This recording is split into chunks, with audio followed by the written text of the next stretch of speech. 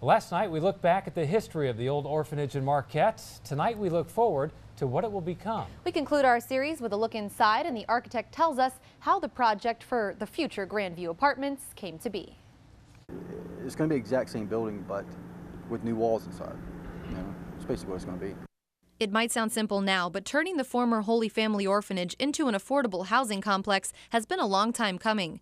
It's been on architect Barry Polzin's mind since the 1980s. Well, this project really started 30 years ago when the diocese sold the building and it fell through many hands. This time was different, though. The key ingredient was getting the low-income housing tax credit. That's a competitive process, but in July of 2015, the Michigan State Housing Development Authority, or MSHDA, said yes.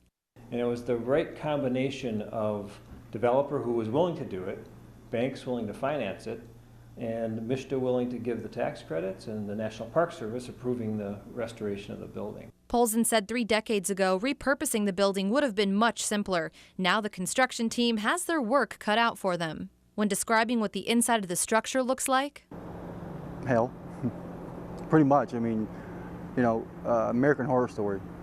Workers say getting the scrap out of the building is the hardest part. Everything from old furniture to splintered beams and crumbled walls. The elevator is going to be fun getting out too. It's stuck, of course, with about a couple tons on top of it, the debris. So we got to pull that out from the roof and demolish it. But there is light at the end of the tunnel for what will be the Grandview Apartments. It's in remarkable condition for what it's been through. It's been so neglected, and because it was so well built, it still stands proud. The complex will have 56 units with a combination of 1, 2, and 3 bedrooms.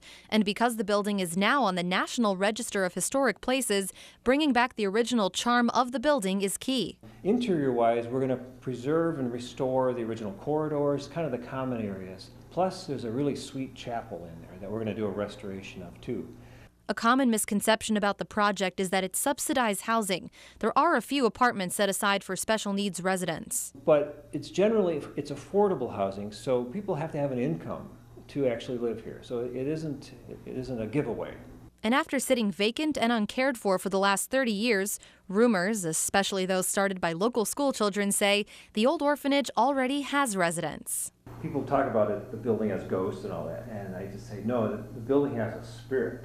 And Mr. Polzin says it's that spirit that has allowed these plans to finally come to fruition.